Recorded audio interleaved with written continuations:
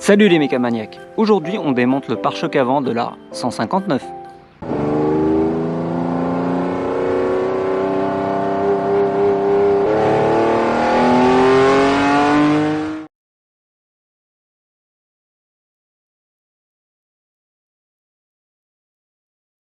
Vous êtes plusieurs à m'avoir demandé comment démonter le pare-choc avant de la 159. Je vous fais donc un tuto. Comme tu vas le voir, c'est franchement pas compliqué. Bien entendu, tu pourras également appliquer ce tuto à une Alfa Brera. Donc opération à faire de préférence sur un véhicule propre. Moi c'est pas vraiment le cas. J'ai mis un petit coup de jet sur le véhicule, mais comme tu peux le voir, c'est franchement pas concluant. Plus important, c'est que ce soit propre au niveau de cette arête là à l'intérieur. Parce que s'il y a beaucoup de crasse, en fait, ça risque de rayer l'aile. Donc moi j'ai mis un petit coup de pulvérisateur de jardin avec de l'eau, mais manifestement ça n'a pas enlevé grand chose. Nul besoin de lever le véhicule, il suffit juste de braquer les roues. Donc tu as 3 vis par côté, donc une vis cruciforme ici, une autre vis cruciforme ici, et une autre vis ici, c'est du 8. Donc là, petit tournevis cruciforme, de préférence assez court. Parfois c'est grippé par ici.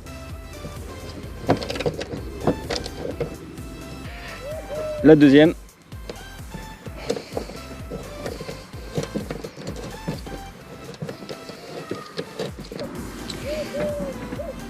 Et ici la vis à la verticale, c'est du 8. Donc si ça se dévisse pas avec un genre de tournevis comme ça, avec une douille, tu peux prendre un cliquet. Moi ça dévisse bien. Donc voilà, là c'est fait. Maintenant je vais faire l'autre côté. On passe maintenant sous le capot. Ici on a 4 vis avec une empreinte Torx T30. 1, 2, 3 et 4. Moi j'ai un petit cliquet avec un embout. Et c'est un petit peu grippé.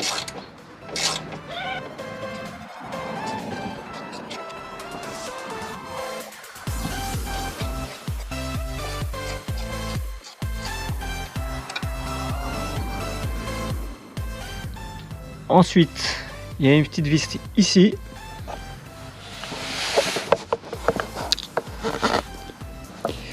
Ça aussi, c'est du Torx T30.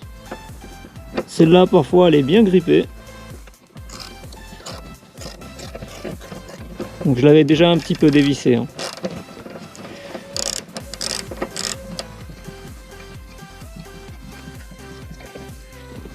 Pareil de l'autre côté. Donc en passant dessous le véhicule, pas besoin de le lever. Donc une vis ici. Moi c'est du cruciforme, mais c'est variable selon les véhicules. La plupart du temps cette vis là est manquante. Une vis ici en empreinte à laine.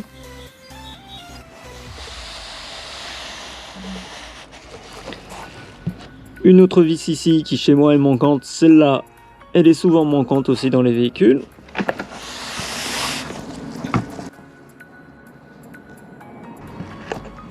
La seconde vis à empreinte à laine. Et puis chez moi, la seconde vis à empreinte cruciforme. Donc voilà. Donc en théorie, tu as 5 vis à dévisser en dessous, si elles sont encore présentes.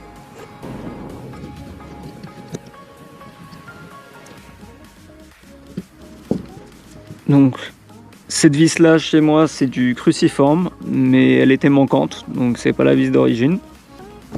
L'empreinte à laine ici c'est du 6 mm. Et ça se dévisse bien, normal, j'ai mis de la graisse la dernière fois.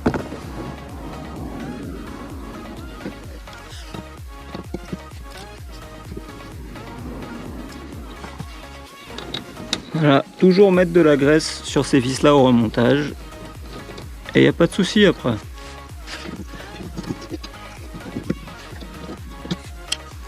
Voilà.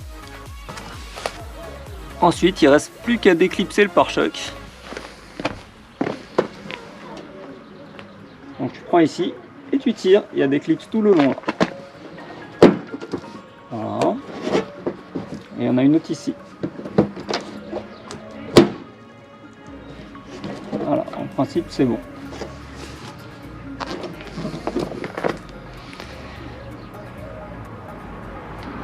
Voilà ce que ça donne visuellement du dessus. Maintenant l'autre côté.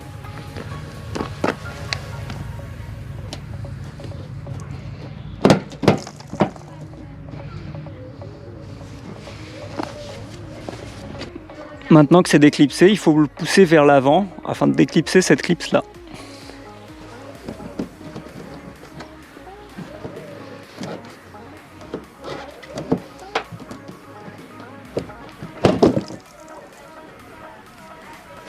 Et voilà, on a un côté. On va faire pareil de ce côté-là.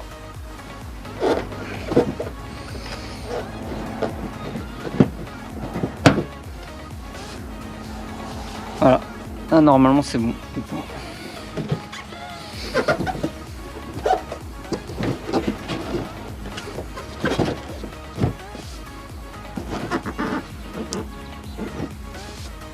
Donc là en principe le pare-choc est déclipsé. On a juste le câble des anti-brouillard qui est connecté dessus. Et éventuellement le câble des capteurs de stationnement que moi je n'ai pas ici. Donc le câble des anti-brouillard il est à gauche, donc il va falloir le déclipser en enlevant le pare-choc. Donc moi ce que je vais faire c'est que j'ai mis un carton en dessous, je vais l'enlever, je vais le poser dessus. Donc bien entendu en enlevant le pare-choc il va falloir soulever cette partie là vers le haut pour passer la serrure.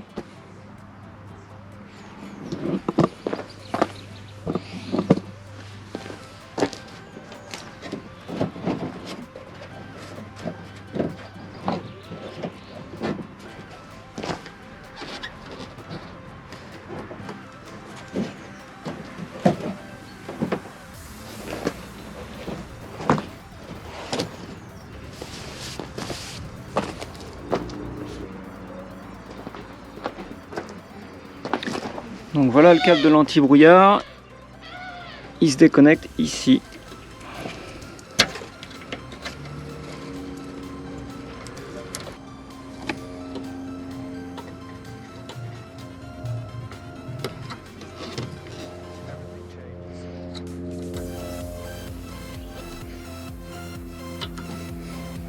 Voilà, le pare-choc est démonté, plus qu'à le mettre de côté dans un endroit sûr, sur un petit carton, le temps de faire ce qu'on a à faire.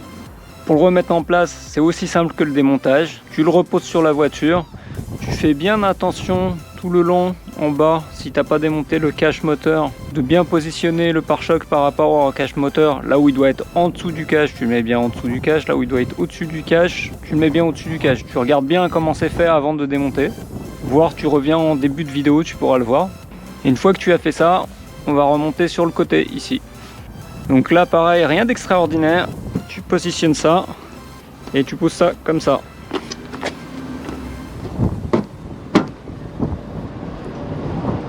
Là tu vérifies que c'est bien en place au niveau des jointures. Éventuellement tu le déplaces un petit peu. Et puis tu remboîtes sur tout le long.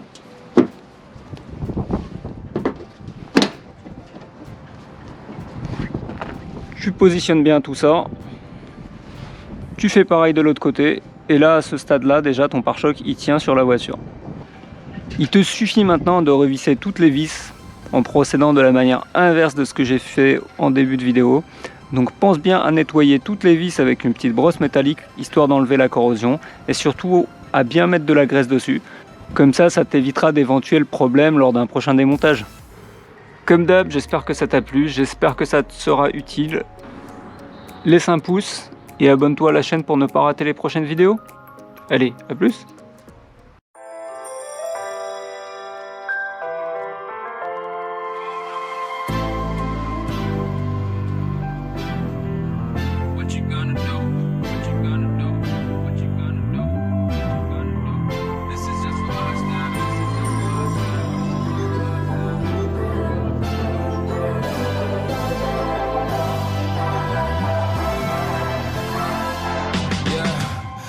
Never ever find the right words.